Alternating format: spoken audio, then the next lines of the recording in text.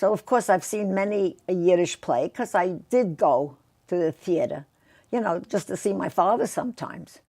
My father worked during the day at rehearsals, was on the stage with the play, almost as a director, because in those days it wasn't like a play was, that went on for months and months. It was every other night was another play, a Yiddish play.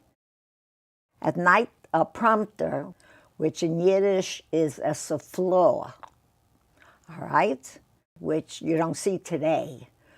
The only place you see a prompter is in the opera, where they sit in a round box on the theater, but you don't see them. It's sort of half moon. And that's where he used to sit and prompt, give them the words, actually.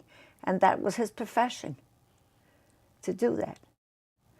And how he became a prompter to this day, I don't know.